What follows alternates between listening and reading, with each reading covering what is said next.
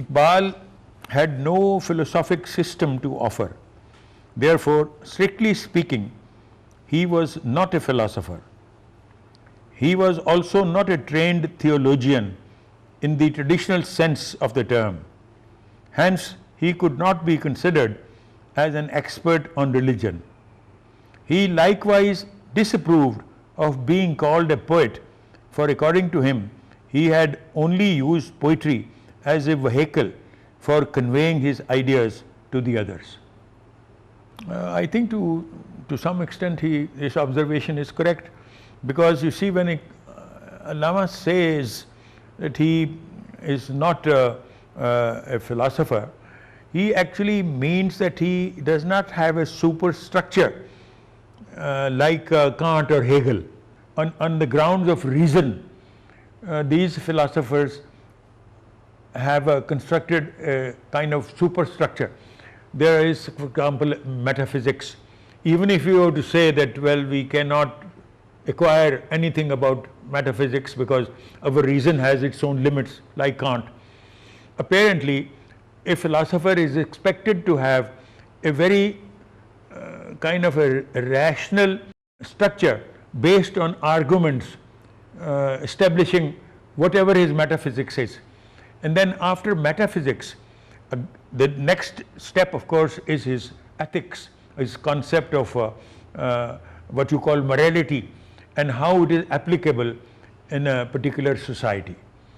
So in the case of Allama, we don't have that kind of philosophical structure which is based purely on reason. So in that context, he is correct when he says, I am not a philosopher. Now, nevertheless, he has a philosophy, and now his philosophy is, what is his philosophy? What would be his, let's say, what is his metaphysics? His metaphysics is that he starts from God. He calls God as Khudi. In other words, he starts with the principle which is of theology, Islamic theology, of Allah. He tries to establish Allah from the Quran as an individual. His arguments are based on interpretation of Surah Nur, in which God describes himself and giving specific examples of a light which is burning in a kind of a fanus and things like that, and thereby he establishes that here God is describing himself as a personality. So there is one objection on this thesis of Allama, which is being derived from theology of Islam. He is trying to establish Godhead as conceived by Islam as something which is unique and something which is personal. He even has a reply to this question, that when you give personality to some being, then that must be extended and must occupy space.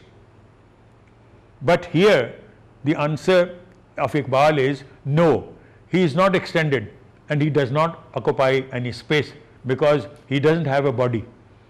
His intensity is his qualification, not his extensity. So he says that it's the deepness like a kind of a limitless ocean. So this is his reply to avoid this hurdle. Now here the concept of God being a personality, and a personality also which is based on Iqbal's concept of being, Khudi, obviously is a kind of a reply to that Sufi concept of what you call istighraq, that is to say, the ultimate object of a drop, which is a human being, is to be totally dissolved in this ocean, which is God's ocean.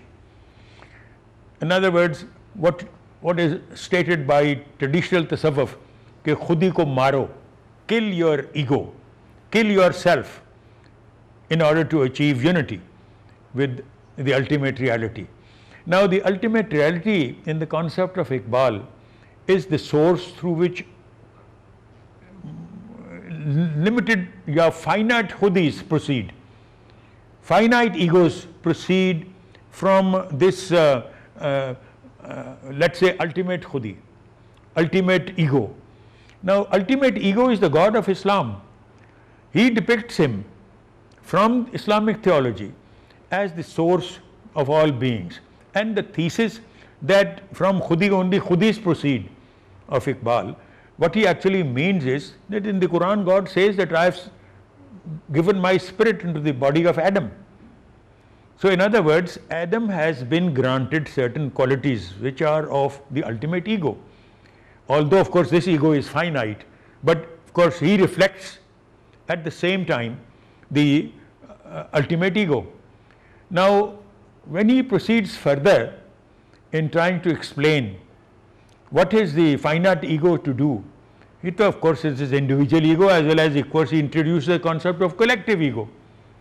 And then this collective ego and the individual ego becomes the Muslim society or the ideal Muslim, whom he raises to the extent that if he imbibes within him, not that he should be drowned into the ocean, but he should make the ocean drown in himself, to make the finite ego reach at that stage that he stands as a co-worker with God for the creation of a more perfect universe, as a helper of God. Now, this whole philosophy is a kind of tasawwuf. It is not, you can't establish it on the basis of reason as understood by philosophy. That is why, if you were to say that his concept of, or his philosophy, so to say, is actually based on certain interpretations of Islamic theology, the Islamic concept of God and the Islamic concept of the Muslim society. The dimension is, which should not be ignored, is that he of course is the poet of Islamic resurrection. He doesn't claim himself to be a philosopher in the isolated sense. He certainly is a Muslim basically, and therefore his philosophy can be termed as Islamic philosophy or Muslim philosophy. And in that light, I think Professor Manzoor's statement is to some extent correct.